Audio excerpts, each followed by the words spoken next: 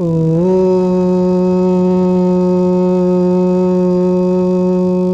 नमः सिद्धेभ्यः।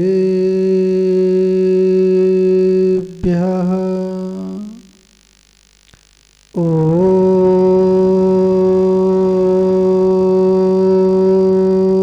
नमः सिद्धेभ्यः।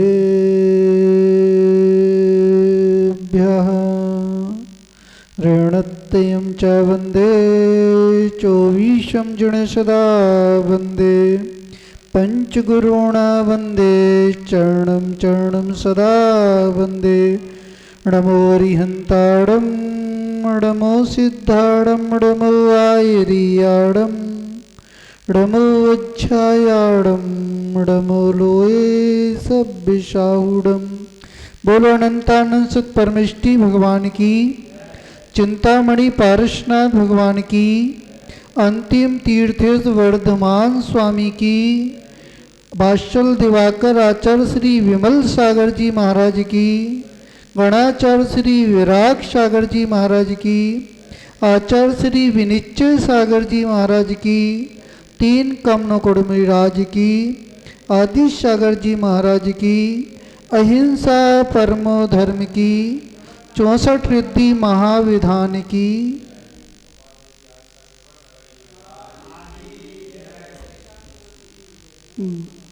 भव्य आत्मन इस संसार पर दृष्टि पड़ती है तो ऐसा प्रतीत होता है जो जीव स्वतंत्र हो गए हैं वे अनंत सुख का अनुभव कर रहे हैं। वो जो जीव परतंत्र हैं, निरंतर कर्मों से बंध रहे हैं, आचार वर्ग के रहे हैं, वे इंद्रिय सुख का ही अनुभव कर रहे हैं।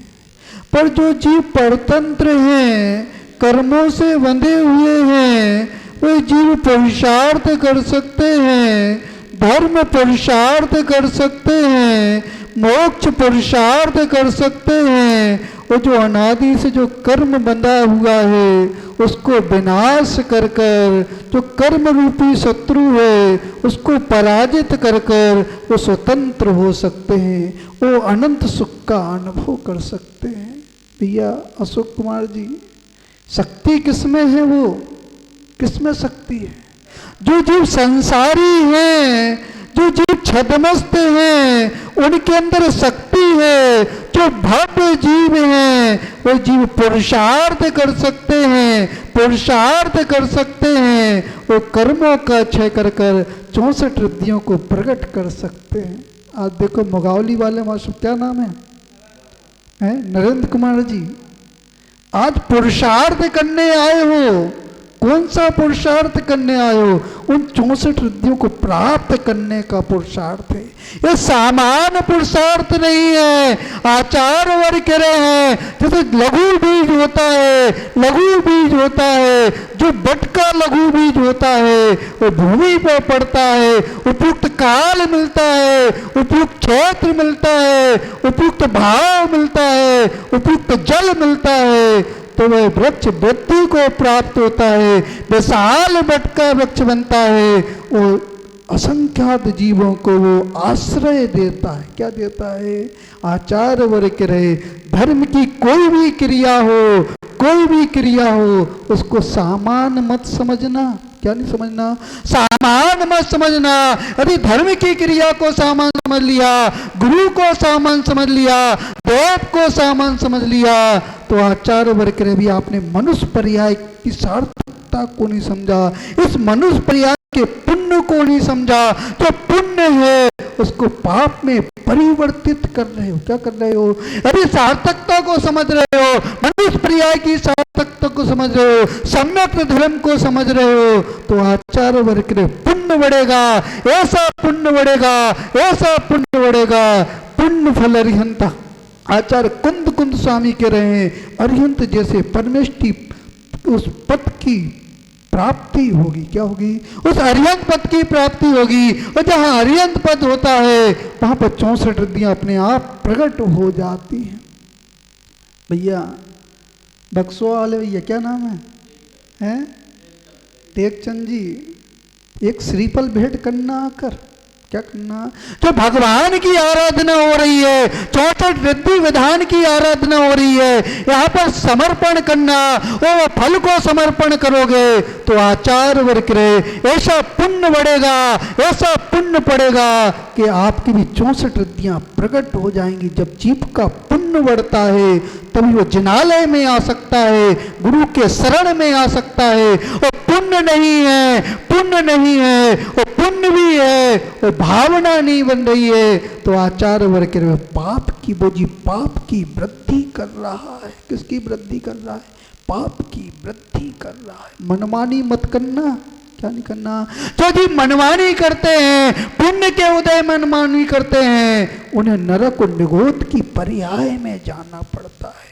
और जो पुण्य के उदय में आगम की बात को मानते हैं, गुरु की बात को मानते हैं, आचार्य वर्ग के रहे पुनर्निर्माण को प्राप्त कर लेते हैं, इस कर्म रूपी जाल से स्वतंत्र हो जाते हैं। आचार्य वर्ग के परतंत्रता समाप्त हो जाती है। हमारे देखो पीली दुकान वालों ने चतुर्मास करवाया आचार्य वर्ग के, जहाँ पे धर्म का प्रभाव होता है, जहाँ पे धर्म का प्रभाव होता है वो धर्मात्मा को समझ सकता है। धर्म के प्रति, धर्मात्मा के प्रति विनय का भाव होता है। आचार्य वर्ग के धर्मात्मा ही धर्मात्मा को समझ सकता है। जो अधर्मात्मा है वो धर्मात्मा को समझ नहीं सकता। उनने अपना भी पुण्य बढ़ाया, अपना भी पुण्य बढ़ाया, 64 रिद्धि विधान रचाया। हमने सिर्फ मात्र एक निर्देश किया था, वो सहज तैयार हो गए और 64 रिद्धि विधान को रचा। कितने जीवों ने पुण्य का संचय किया, कितने जीवों ने पुण्य का संचय किया। आचार्य वर्ग रहे हैं जो गुरु की आज्ञा को मानता है, गुरु के निर्देश को मानता है, वो भव जीव से संसार से पार हो जाता है। भय मुनिराज, भाई मुनिराज चले जा रहे थे, वो ज्ञान का क्षोभ समहीन था। क्या था? आचार्य वर्ग रहे जब ज्ञान पे पर्दा पड़ता है, ज्ञान पर पर्दा पड़ता है, जीव कितना भी पुरुषार्थ करे, कितना भी पुरुषार्थ करे, पर उसे वस्तु ज्ञान की उपलब्धि नहीं होती। क्या नहीं होती? वस्तु ज्ञान की उपलब्धि नहीं होती। और जब जैसे ही ज्ञान का क्षय बढ़ता है, ज्ञानावरणी कर्म का क्षय होता है, तो आचार्य वर्ग रहे तो जब ज्ञानावरणी कर्म का क्षय होता है तो 3 लोक के पदार्थ स्वतः ही दिखना प्रारंभ हो जाते हैं, उस ज्ञान में झलकना प्रारंभ हो जाते हैं। तो वे मुनिराज चले जा रहे थे, वो ज्ञान का क्षोभ समहीन था। कैसा था? हीन था। गुरु ने नमोकार महामंत्र दिया, इस महामंत्र को पढ़ो, इस पर श्रद्धा करो। ज्ञान का क्षोभ समहीन था, वो महामंत्र को भी भूल गए। आपका ज्ञान का क्षोभ सम कैसा है? धर्म करने का है क्या? धर्म करने का है?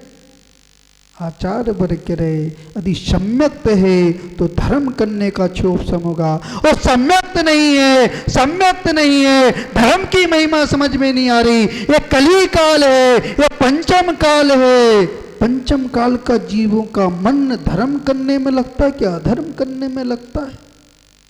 आपसे कहा जाए कि 1 घंटा जाप करना है, आपसे कहा गया 3 घंटे मूवी देखना है, 3 घंटे मूवी तो देख सकते हैं। किसको देख सकते हैं? मूवी को तो देख सकते हैं, फिल्म को तो देख सकते हैं। यदि जाप के लिए कह दिया जाए तो कष्ट होगा।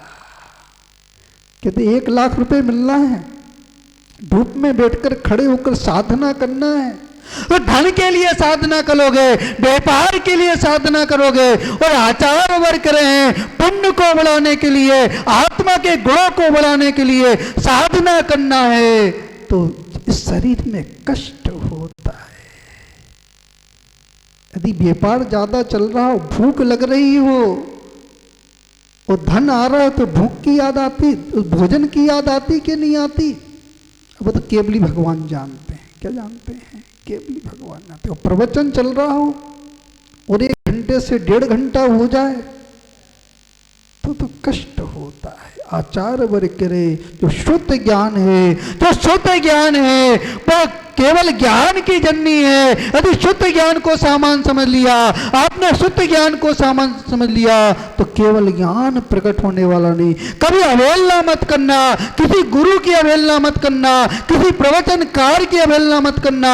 आचार्य वर्ग रहे, शुद्ध ज्ञान की अवहेलना करोगे, शुद्ध ज्ञान की अवहेलना करोगे तो ऐसा ज्ञानावर्णी कर्म का उदय आएगा, ऐसा ज्ञानावर्णी कर्म का उदय आएगा, आपको नमोकार मंत्र भी याद नहीं होगा। ऐसे कितने जीव हैं जिनके ज्ञान का क्षोभ इतना हीन है, इतना हीन है, वो मात्र पर्याय ज्ञान को ही समझ रहे हैं। निगोदिया ज्ञान, निगोदिया किसको समझ रहे? उस पर्याय ज्ञान को समझ रहे हैं। एक सांस में 8-10 बार, एक सांस में 8-10 बार जन्म मरण कर रहे। उनने पूर्व में जो इतर निगोद वाले जीव हैं, जो इतर निगोद वाले जीव हैं, वो 30 पर्याय में आए, 10 पर्याय में आए, उनने अपने ज्ञान का दुरुपयोग किया, ज्ञान का दुरुपयोग किया और ऐसे कर्म को बांधा, ऐसे कर्म को बांधा, निगोद की पर्याय में जाना पड़ा। मात्र पर्याय ज्ञान को ही समझ रहे हैं। किसको समझ रहे हैं? पर्याय ज्ञान को समझ रहे हैं। तो वह मुनिराज गुरु के चरणों में बैठे हुए गुरु महामंत्र दे, नमोकार मंत्र पढ़ो। दिन भर में एक आध माला जप लेते कि नहीं जप पाते? भैया नरेंद्र कुमार जी, नरेंद्र नाम है, क्या नाम है? टेकचंद जी, एक बार नमोकार मंत्र की जाप करते कि नहीं करते? श्रद्धान है कि नहीं? उस महामंत्र पर श्रद्धान है कि नहीं? आचार्य वर्ग नमो लोहे सभ्य साहूड़म, इस 3 लोक में जितने भी दिगंबर संत है मैं उनको नमस्कार करता हूं। भावों से नमस्कार कर पाए कि नहीं कर पाए?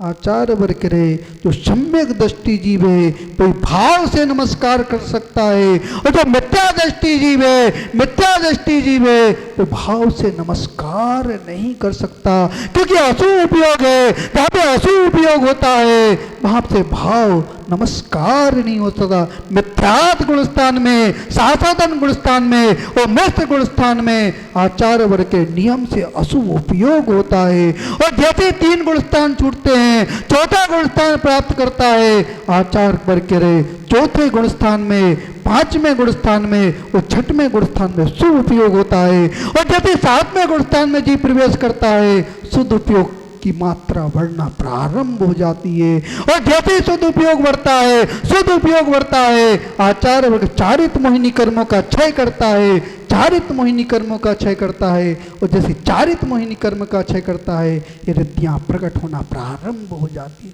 संसार में जितने भी जीव हैं, जो रिद्धिधारी मुनिराज हैं, आचार्य वर्ग करे, उस संयम का ही प्रभाव है, उस विशुद्धि का ही प्रभाव है। ऐसी विशुद्धि बढ़ती है, ऐसी विशुद्धि बढ़ती है। पंडित जी जंगा रिद्धि के बारे में बता रहे थे। आचार्य वर्ग के जंगा रिद्धि, जो जंगा रिद्धि चरण रिद्धिधारी मुनि राज होते हैं और बिहार करते हैं, बिहार करते हैं। जैसे ही बिहार करते हैं, पृथ्वी पर पग रखना चाहते हैं और पग पृथ्वी के ऊपर आ जाता है, नभ में आ जाता है। बिहार करते हैं, पृथ्वी काय के जीवों पर उनका प्रभाव नहीं पड़ता। इस रिद्धि का प्रभाव है। किसका प्रभाव है? उस रिद्धि का प्रभाव है। आचार्य वर्ग रहे, जिनको जल रिद्धि होती है, जल चरण रिद्धिधारी मुनि होते हैं, वो जल पर विहार करते हैं, जल पर विहार करते हैं। उन जलचर जीवों का घात नहीं होता है। उस रिद्धि का प्रभाव, किसका प्रभाव है? रिद्धि का। श्रेणी चारण रिद्धिधारी मुनि जो श्रेणी के अनुसार चलते हैं, श्रेणी के अनुसार चलते हैं, उन जीवों का घात नहीं होता है। उस विशुद्धि का प्रभाव है, उस तप का प्रभाव है, उस संयम का प्रभाव है। किसका प्रभाव है? संयम का प्रभाव है। उस पत्र पर चलते हैं। आचार्य वर्ग के जो पत्र होते हैं, उन पर विहार करते हैं, वो पत्रों का नाश नहीं होता, उन पर जो जीव है उनका विनाश नहीं होता। उस रिद्धि का प्रभाव है। किसका प्रभाव है? रिद्धि का प्रभाव है। आचार्य वर्ग कह रहे हैं यदि रिद्धिधारी मुनियों का उन रिद्धियों को प्राप्त करना है तो जो सामान्य मुनि है, जो सामान्य मुनि है, पहले उनकी अर्चना करना पड़ेगा। ये पंचम काल है। कौन सा काल है? ये कली काल है, वो हुंडाप सपनी काल है। ये हुंडाप सपनी काल का दोष है कि पंचम काल में दिगंबर संत दिख रहे हैं। किसका दोष है? ये पंचम हुंडाप सपनी काल का दोष है। और आचार्य वर्ग कह रहे हैं यदि इस पंचम काल में आपके पुण्य का उदय है, आपके पुण्य का उदय है कि दिगंबर संत दिख रहे हैं, उनके प्रति भक्ति नहीं है, आपकी अर्चना नहीं है, तो आचार्य वर्ग कह रहे आंग की पर्याय व्यवस्थित नहीं होने वाली, ऐसा क्षेत्र नहीं मिलने वाला, ऐसा भाव नहीं मिलने वाला, ऐसा द्रव्य नहीं मिलने वाला, ऐसे नेत्र नहीं मिलने वाले, ऐसे स्थान जहाँ पर दिगंबर संत नहीं है। इस भारत क्षेत्र में ही, इस भारत देश में ही दिगंबर संत विचरण कर रहे हैं।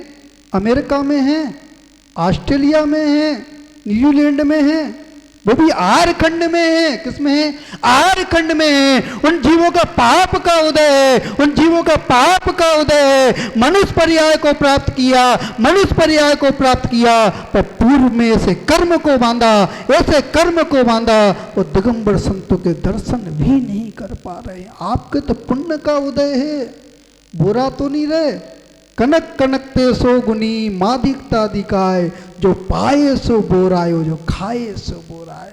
अब तो बहुत आहार दे लिए। लोग बाग कहते हैं हम तो 4 महीने आहार थक गए, हम तो क्या हो गया, थक गए हैं आहार देते देते। आचार्य वर्ग कह रहे अभी भक्ति नहीं है, अभी सम्यक्त का भाव नहीं है। सम्यक्त का भाव होता, सम्यक्त का भाव होता तो ये वचन ही नहीं आते, ये वचन ही नहीं आते कि हम धर्म करते करते थक गए। भावना तो ऐसी होना चाहिए जब तक ये प्राण है, जब तक ये श्वास चल रही है, जब तक श्वास चल रही है, भैया व्यक्ति निरंतर हो, दान का भाव निरंतर हो, भगवान की भक्ति का भाव निरंतर हो, संयम को धारण करने का भाव हो। आचार्य वर्ग की ऐसी भावना होगी तभी ये रिद्धियां प्रकट होंगी, वो भावना प्रकट होगी। मुनिराज गुरु के सामने खड़े हुए हैं, नमोकार मंत्र भी भूल गया। क्या भूल गया? उस नमोकार मंत्र को भी भूल गया। गुरु कहते संक्लेश परिणाम मत करो, अपनी विशुद्धि को बढ़ाओ, तुष्मास भिन्नम। गुरु का एक एक वचन मंत्र होता है। दिगंबर साधु को सामान्य मंत्र समझना। यदि बोल रहे हैं, आपके कल्याण के लिए एक शब्द बोल रहे हैं, यदि उसको हृदय में धारण कर लिया, उसको हृदय में धारण कर लिया, तो आपके मोक्ष का कारण बनने वाला है। भाई मुनिराज तुष्मास भिन्नम, उस मंत्र को जप रहे हैं, मंत्र को जप रहे। वो ज्ञानावर्णी कर्म का छेव समहीन था और वह मंत्र भी भूल गए, उस मंत्र को भी भूल गए। उस कर्म के उदय से, ज्ञानावर्णी कर्म के उदय से उस मंत्र को भी भूल गए। आपको अपने कर्तव्य याद है कि नहीं है भैया?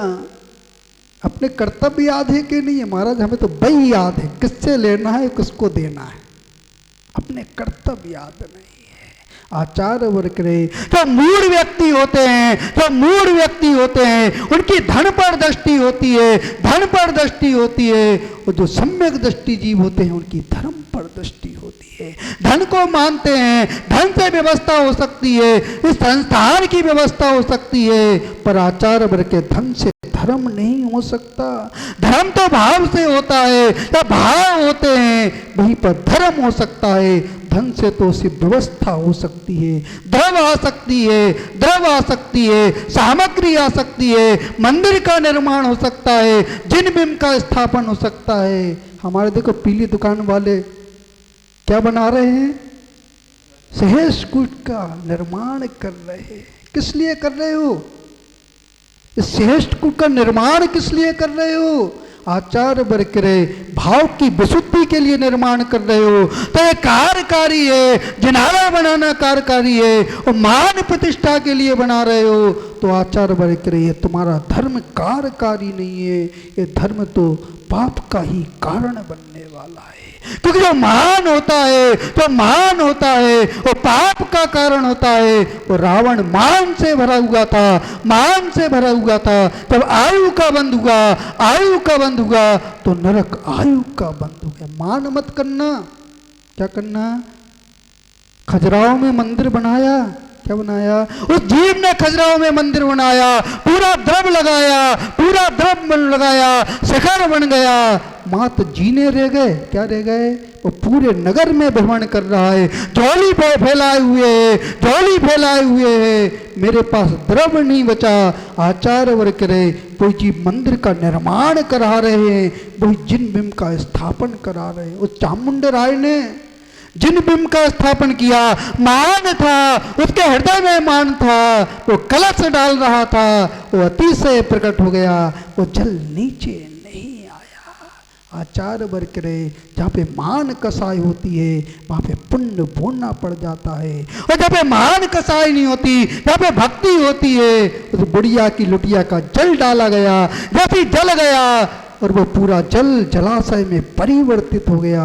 आचार्य वर्ग करे जहाँ पे सच्ची भक्ति होती है, जहाँ पे शक्ति भक्ति होती है, वहाँ पे अतिशय प्रकट हो जाता है। अतिशय प्रकट हो रहा कि नहीं हो रहा? ये उदासीन आश्रम की उदासीनता समाप्त होने वाली है। क्या होने वाली है? समाप्त होने वाली है। 4 तारीख को 64 रिद्धि विधान, 64 मारणों के साथ 64 रिद्धि विधान होने वाला है। आचार्य वर्ग रहे तो पुण्य वर्गणाएं होती हैं, तो पुण्य वर्गणाएं होती है, इस मंदिर की पुण्य वर्गणाएं निकल रही हैं, निकल रही हैं। और जो 64 रिद्धि विधान होगा, 64 रिद्धि विधान होगा, जब बाहर 64 रिद्धि विधान होगा, वो पुण्य वर्गणाएं पूरे प्रांगण में फैलेंगी। आचार्य वर्ग रहे पीली दुकान वाले से बात को अच्छे से सुनना, तो पुण्य वर्गणाएं काम करेंगी। आप लोगों के भाव भी परिवर्तन होंगे, आप लोगों के भाव भी परिवर्तन होंगे, और ऐसा ऐसा पुण्य बढ़ेगा, ऐसा पुण्य पड़ेगा, इस क्षेत्र का पुण्य बढ़ेगा। लोग इस क्षेत्र का नाम लेंगे, इस क्षेत्र का नाम लेकर यहाँ के दर्शन करने आएंगे, ऐसा पुण्य बढ़ेगा। सामान मत समझना, ये 64 रिद्धि विधान को सामान मत समझना। और जो व्यक्ति धर्म को सामान समझते हैं वो भव से पार नहीं हो सकते, और धर्म को सामान समझ रहे हैं वो पत्थर की नाव में बैठे हुए इस भव को पार करना चाहते हैं, और धर्म के महत्व को समझते हैं वो काष्ठ की नाव में बैठे हुए इस संसार से पार हो रहे। मिथ्यात्व कैसा है? पत्थर की नाव के समान है। वो काष्ठ होता है, वो सम्यक्त होता है, आचार्य काष्ठ के समान होता है, वो खुद भी पार होता है, जो जीव उसके शरण में आता है वो भी पार हो जाता है। तो वह मुनि आज बैठे खड़े हुए थे,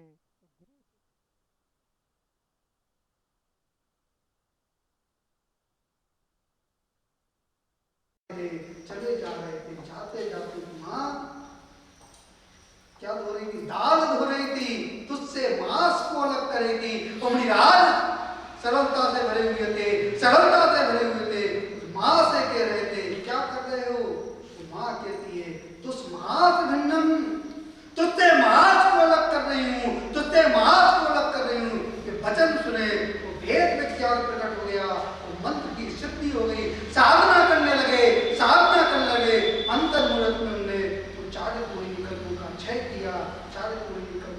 किया और छपक श्रेणी प्रारंभ हो गए। और जैसे छपक श्रेणी प्रारंभ हुए, अनुवृत्ति अपूर्णकरण, अनुवृत्तिकरण, सुख सांप्राय और क्षीण कसाय उस गुण स्थान को पार किया। और जैसे पार किया तो आचार्य वर्ग के रहे जो 12वां गुण स्थान है क्षीण मोह कसाय है, उसमें संपूर्ण सुख प्रकट हो जाता है। और जहाँ पर संपूर्ण सुख होता है उसके बाद केवल ज्ञान प्रकट होता है।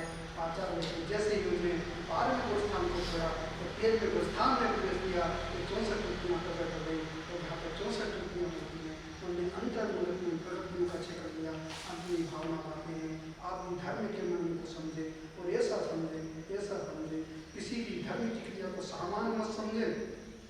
आप तो एक अर्घ भी चढ़ा रहे हो, कोई सिर भी झुका रहा है तो उसको सामान्य मत समझो। लोग हंसी उड़ाते हैं, क्या उड़ाते हैं? धर्मात्मा की हंसी उड़ाते हैं। वो आचार्य वर्ग के धर्मात्मा की हंसी उड़ाता है, वो संसार में कभी पार नहीं हो सकता। धर्म करना आसान नहीं है, धर्मात्मा बनना आसान नहीं है। आचार्य वर्ग करे यदि आपने किसी मुनि का उपहास उड़ाया, किसी देव का उपहास उड़ाया, किसी शास्त्र का उपहास उड़ाया और विगत के प्रकार जैसे कर्म बनेंगे उनको आपको भोगना पड़ेगा। क्या करना पड़ेगा?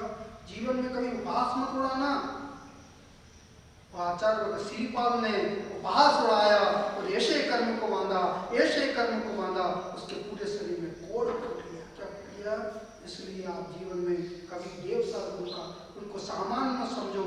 आपके नगर में दिगंबर साधु आते हैं, कोई माता जी आती हैं, कोई वृत्ति आते हैं। आचार्य वर्ग के आचार्य विमल सागर जी महाराज, उनके अंदर इतना वात्सल था, धर्मात्मा के प्रति इतना वात्सल था। कभी छुल्लक भी आ गया, नगर में उनके छुल्लक भी आ गया तो उसको भी लेने चले जाते थे, उसको अपने गले से लगा देते थे। आचार्य वर्ग के लिए जहाँ पे धर्म का प्रभाव होता है वहाँ पे वात्सल का भाव होता है, और जहाँ पे वात्सल होता है कहीं पर धर्म होता है। अपनी भावना बातें हैं, आपके ज्ञान का छोष इतना बढ़े कि आप अपने कर्मों का क्षय करें। वो जो प्रतनता है,